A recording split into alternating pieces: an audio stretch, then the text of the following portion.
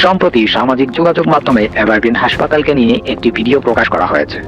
ভিডিওটিতে হাসপাতাল এবং হাসপাতালের মালিকের বিরুদ্ধে একাধিক গুরুতর অভিযোগ আনা হলেও ভিডিওতে বিশ্লেষণ করে দেখা গেছে সেখানে উঠে এসেছে অসংখ্য প্রশ্ন এবং বেশ কিছু অসঙ্গতি। রাজধানীর এভারগ্রিন হাসপাতালকে কেন্দ্র করে গড়ে উঠেছে এক ভয়াবহ অপরাধের জাল। এখানে চিকিৎসার নামে চলে নবজাতক চুরি এবং লক্ষ লক্ষ টাকায় শিশু বিক্রির কারবার।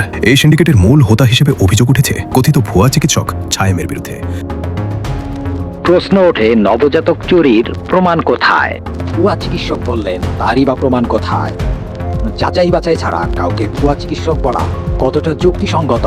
আজ আমরা কোনো পক্ষ বা বিপক্ষ নয়, বরং ভিডিওটিতে উপস্থাপিত তথ্য, সাক্ষাৎকার, অডিও এবং দৃশ্যসমূহ বিশ্লেষণ করে দেখব আসলে কতটুকু তথ্য উপস্থাপন করা হয়েছে এবং কোথায় কোথায় প্রশ্ন থেকে যায়।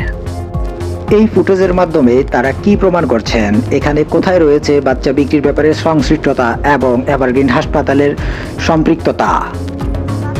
প্রকাশিত ফোন আলাপের অডিওতে কোথাও বাচ্চা চুরি বা বিক্রির সম্পৃক্ততা নেই এভারগ্রিন হাসপাতালের নাম বা এভারগ্রিন হাসপাতালের মালিকের নাম। তাহলে কিসের ভিত্তিতে এভারগ্রিন হাসপাতালের বিরুদ্ধে অভিযোগ?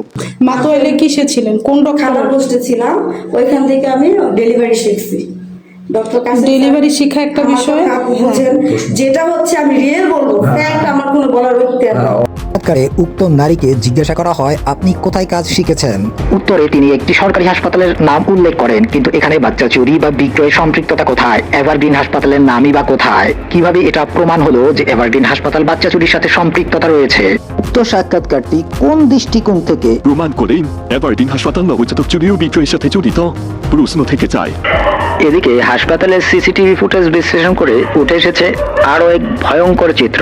এখানে স্পষ্ট দেখা যাচ্ছে সাক্ষাৎকার প্রদানকারী নারী চক্রবদ্ধভাবে হাসপাতালে প্রবেশ করেন ভিডিও তৈরিকারী ব্যক্তিদের সাথে, এবং হাসপাতাল কর্তৃপক্ষের দাবি তারা মিথ্যা সংবাদ প্রচারের ভয়ভীতি দেখিয়ে হাসপাতালের মালিক সায়েম আহমেদের কাছে চাঁদা দাবি করে। চাঁদা দিতে অস্বীকৃতি জানালে তারা মিথ্যা সংবাদ প্রচার করে এবং সেই সংবাদের কোনো সত্যতা নাই কোনো প্রমাণ। উক্ত ঘটনাটি হাসপাতাল কর্তৃপক্ষ এসকে সবুজ আহমেদকে জানালে এসকে সবুজ আহমেদ তার সত্যতা যাচাই করার জন্য উক্ত ব্যক্তিদের সাথে যোগাযোগ করেন এবং তারা এসকে সবুজ আহমেদকে অকথ্য ভাষায় গালাগাল করেন, কিন্তু তারা তাদের কন্টেন্টে ব্যাপারটিকে সম্পূর্ণ উল্টোভাবে উপস্থাপন করেন। কন্টেন্ট ক্রিয়েটররা এসকে সবুজ আহমেদকে অশালীন ভাষায় গালাগাল করেছে, আমরা সেই ফুটেজ তুলে ধরলাম। সামনে দিয়ে ভালো করে খেলে দিও, সোনাটা বড় হইছে না, ভালো করে খেলে দিও, কথা বুঝো নাই? আর আমিও খেলতে নামছি, আমার তো আর সোনা নাই, আমার সোনা ছাড়াই আমি খেলি, দেখি একটু কত দূর আমি আপনার সাথে কয় ভিডিওর মালিক হইছেন, আমি আপনার খেলবো। ও ভাই খেলবেন পরে, আগে খেলবেন পরে, আগে শুনেন। আমি যাই দেখুন তোর কত আপনার। আপনি কই আছেন জাহিদ ভাই? এই জাহিদ ভাই, আপনারা গালিগালাজ করছে কি? উপযুক্ত তথ্য ও প্রমাণ ব্যতীত কখনো কোনো পূর্ণাঙ্গ নিউজ বা সংবাদ হয় না। আপাত দৃষ্টিকোণ থেকে এই ভিডিওকে আমরা কন্টেন্ট হিসেবেই ধরে নিতে পারি, কারণ এখানে কোনো প্রমাণ আমরা বিশ্লেষণ করে পাইনি। নিউজ দাবি করা উক্ত কন্টেন্টের ভেতর নাই কোনো ভুক্তভোগী বা ভুক্তভোগীর সাক্ষাৎকার, নাই কোনো উপযুক্ত তথ্য বা প্রমাণ।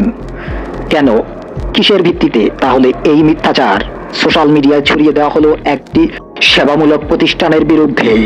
প্রশ্ন সাধারণ জনগণের। আনিত অভিযোগের বিপরীতে এভারগ্রিন হাসপাতাল সুষ্ঠু তদন্তের দাবি জানান এবং আনিত অভিযোগ প্রমাণিত হলে যে কোনো শাস্তি দ্বারা মাথা পেতে নিতে প্রস্তুত সেই ব্যাপারে স্বীকৃতি জানান।